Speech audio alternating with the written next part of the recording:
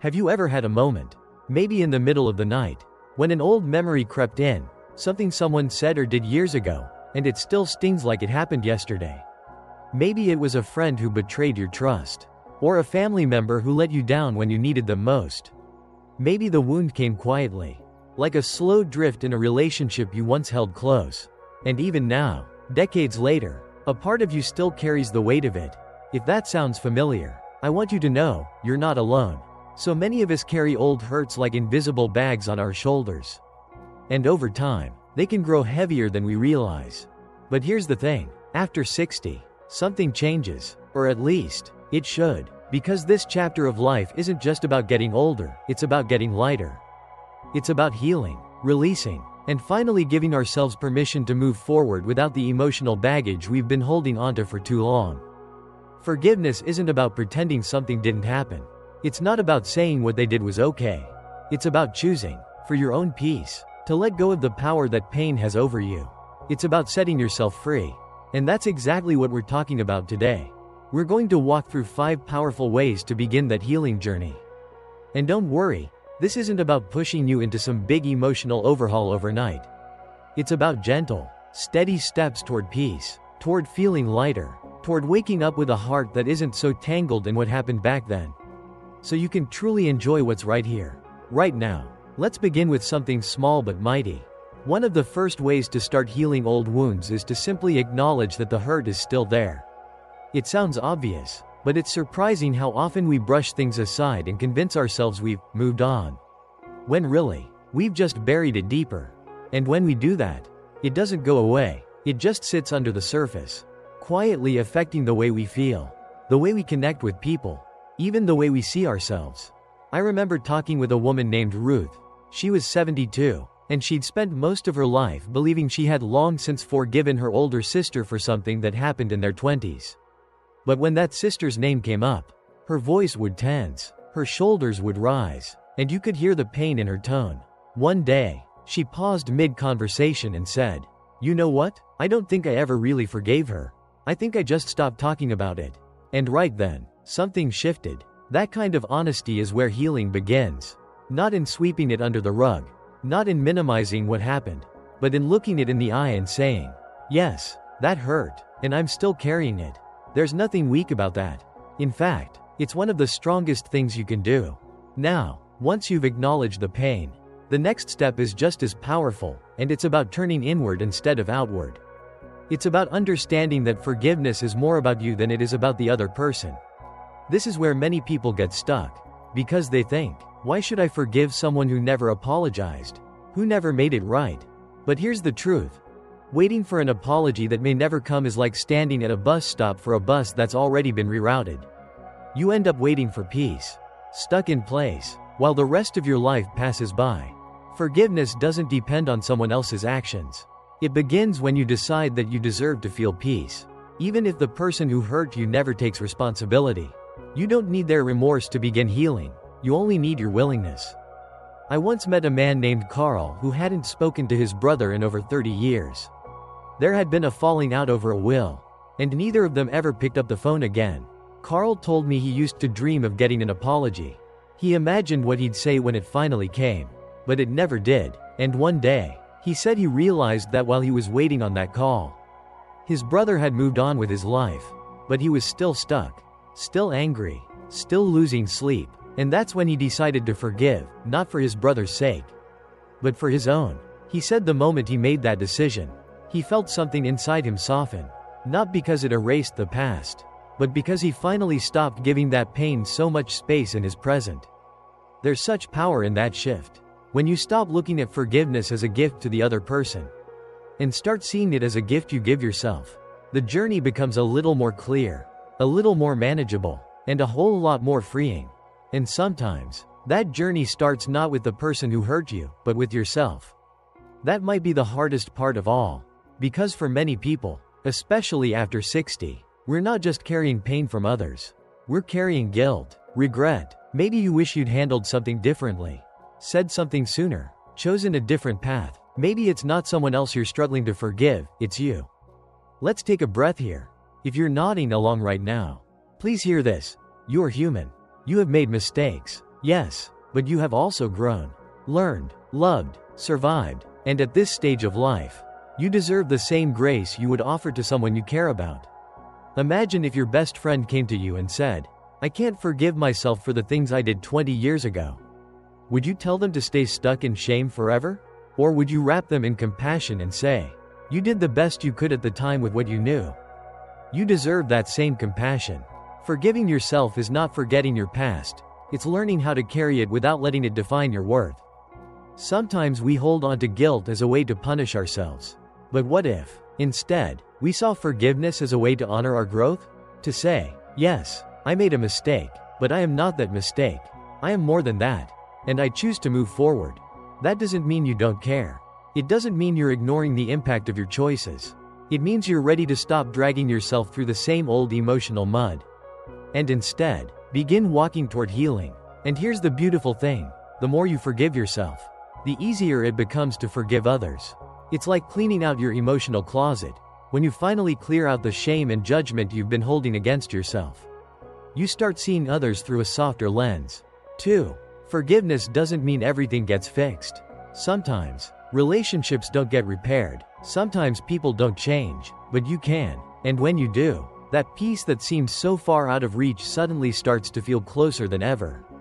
Now that we've started unpacking these deeper layers of forgiveness, acknowledging the pain, releasing the need for outside validation, and turning compassion inward, we're starting to feel a little lighter already. Let's keep walking forward together. It's interesting how once you start making space in your heart, even just a little bit, things you didn't even realize you were holding on to begin to surface. And that's not a bad thing. It can be a little uncomfortable, sure, but it's also a sign that something inside you is shifting. You're opening a window in a room that's been closed up for far too long. And with that fresh air comes something we often forget we deserve: peace. Sometimes people think forgiveness has to come all at once, that it's a big, dramatic moment where you suddenly let go of everything and feel brand new. But in real life, it's usually quieter than that. It comes in small moments: a thought that no longer triggers you the same way, a memory that used to bring tears but now just passes through like a soft breeze. It's the decision, made again and again, to stop feeding the pain and start nurturing your healing instead.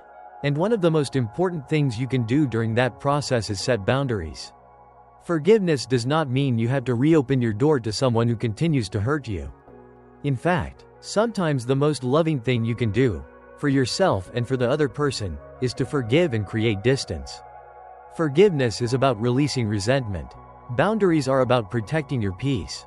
You need both. Let's talk about that for a minute. I once spoke with a man named Jerome, who had a difficult relationship with his adult daughter. He loved her deeply, but over the years, their interactions had become strained, even hurtful at times. She would say things that cut him down, criticize his choices, and make him feel like nothing he did was ever enough. He told me, "I want to forgive her, but I don't want to keep getting hurt." And I said, "You don't have to." Forgiveness and self-protection aren't opposites. They're partners. Jerome realized that he could forgive his daughter for her words, for her anger, for the way she sometimes lashed out from her own pain. But he could also choose how often to speak with her, what kind of conversations he was willing to have, and how much of his emotional energy he gave away. He started setting clear, gentle boundaries, not out of bitterness, but out of love for himself. And over time, those boundaries created more peace, not less. He didn't feel like he was walking on eggshells anymore. He could show up with more calm, because he wasn't carrying the expectation that she would suddenly change.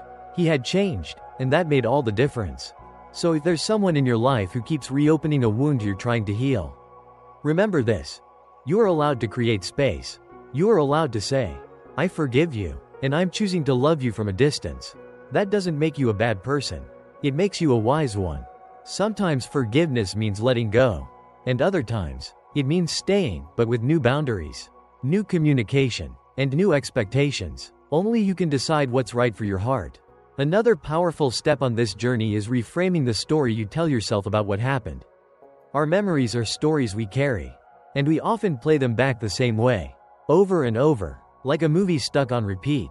But what if, instead of focusing only on the pain, you looked at how you grew because of that experience? Now, I know that's not always easy.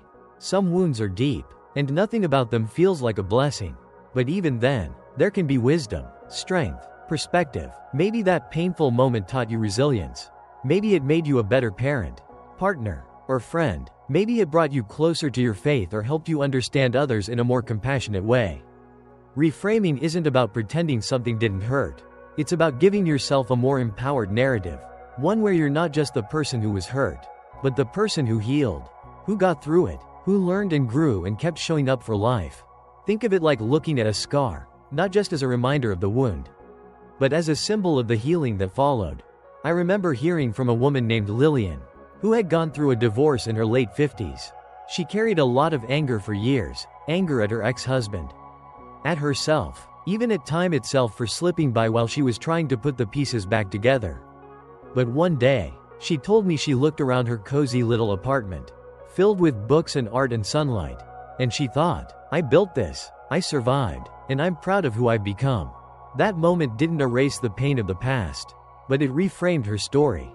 She stopped seeing herself as the woman who had been left, and started seeing herself as the woman who found her voice, her strength, and her freedom. That's the power of forgiveness, not just in letting go of the past, but in reclaiming your present. And here's something else I want to say. From the heart. Forgiveness is not a straight line. You might feel like you've let something go, only to have it resurface days, months, or even years later. That doesn't mean you've failed. It means you're human. Healing doesn't always look like a smooth path. It looks like spirals, like waves, like a dance between progress and pain. And every step is still a step forward. There's no timer on forgiveness, no deadline. It happens when you're ready, and it unfolds in layers. Be gentle with yourself. Celebrate the small moments, when you feel just a little lighter, when your breath comes easier, when your heart feels a bit more open. Sometimes, just recognizing those moments is enough to keep going. You are not defined by what happened to you, and you are certainly not defined by how long it takes to heal.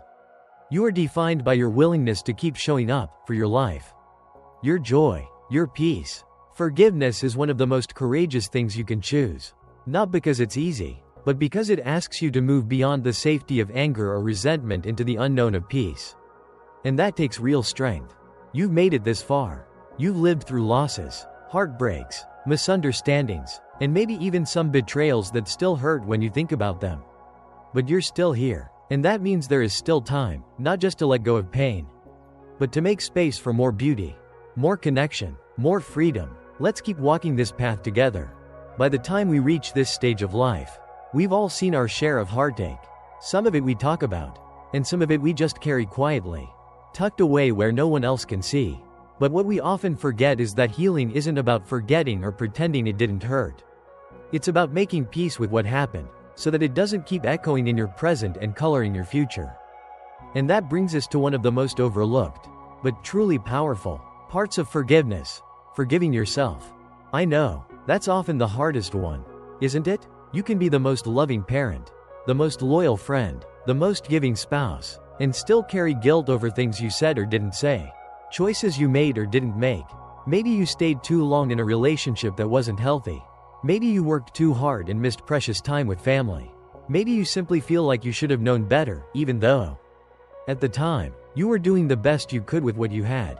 If any of that sounds familiar, I want to tell you something very clearly. With no hesitation, you deserve grace. You deserve kindness, and that includes from yourself. There is no perfect version of you that you were supposed to be. There's only you, doing your best, learning as you go, loving the people around you, and stumbling sometimes, like every single human does. You're allowed to let go of guilt that no longer serves a purpose. You're allowed to stop punishing yourself for things you cannot go back and change. You can hold yourself accountable and still be gentle with your heart. You can grow without shaming who you were. I met a woman once named Rita. She was 72 and carried decades of regret about how she handled her relationship with her younger brother. When they were growing up, they were close, but life got busy. They drifted apart, and when he passed suddenly in his 50s, she was left with this heavy weight. I should have called more. I should have visited. I should have done more. And you know what she eventually realized? That beating herself up wasn't bringing him back. It wasn't making anything better. It was only keeping her stuck in sadness. So she started doing something small but powerful. Every morning, She would look at his photo, smile, and say, "I love you, I'm sorry, I hope you're at peace, and I'm working on finding mine." That simple act, repeated daily, changed how she carried the memory of him. It softened her grief. It made room for forgiveness, not just toward him for the years apart, but toward herself, too. You can do that, too. You can speak to your past self with compassion. You can acknowledge your pain and still invite healing. You can forgive the version of you that didn't know what you know now. That's the kind of forgiveness that can truly transform your life. And here's the beautiful thing: when you start forgiving, you begin to notice joy showing up more often. Not the flashy kind of joy, but the quiet, steady kind. The kind that arrives when you feel light in your chest for no reason. When you catch yourself humming in the kitchen, when you smile at a stranger, or tear up during a favorite song, and you realize, "I'm okay, I'm really okay." Forgiveness opens the door for joy to return. It doesn't erase the past, it gives it context. And from that place, you start to build something new. Maybe it's a renewed relationship with someone you'd written off, or a deeper connection with your own soul. Maybe it's simply the ability to sleep better at night, knowing you're no longer carrying the same weight you once did. You've earned the right to feel free. This part of your life, right here, right now, is not about settling. It's not about just getting through. It's about coming back home to yourself, letting go of what no longer serves you, creating space for joy, love, connection, and peace. So if there's someone you've been holding onto resentment for, or if you've been carrying guilt for something in your past, I encourage you to take one small step today. Maybe you write a letter, even if you never send it. Maybe you speak out loud to a loved one who's no longer here. Maybe you sit with your own heart and simply whisper, "I forgive you." Whatever your step looks like, take it with tenderness. Take it knowing that you're not alone. So many people your age are on the same journey of letting go, of healing, of choosing peace over pain. And I truly believe that forgiveness, especially after 60, is one of the most liberating gifts you can give yourself. You're not doing it for them. You're doing it for you, for your own heart, your own health, your own joy. Now, before we wrap up, let me remind you of something so important. Healing doesn't mean forgetting. It means remembering differently, not with bitterness, but with wisdom, with strength, with the kind of clarity that only comes from walking through fire and coming out the other side stronger. You're not broken, you're blooming. And even if some days feel heavy, even if you think it's too late, I promise you, every breath is a new beginning. Every moment is a chance to love yourself more, to forgive a little deeper, to let go a little further. Thank you for spending this time with me. I hope this conversation helped you feel lighter, more hopeful, and more connected to yourself. If you found something meaningful here today, I'd love to hear from you in the comments. Maybe share a moment from your own life when you chose forgiveness, or even just thought about it. You never know who your story might inspire. And if you'd like more gentle guidance and uplifting conversations like this, don't forget to like this video and subscribe to the channel. There's a whole community here for you, and we're all growing together. Here's to living your best life at any age, to letting go of the weight you were never meant to carry, and to stepping into the peace, joy, and freedom you absolutely deserve. Until next time, be kind to your heart. You're doing better than you think.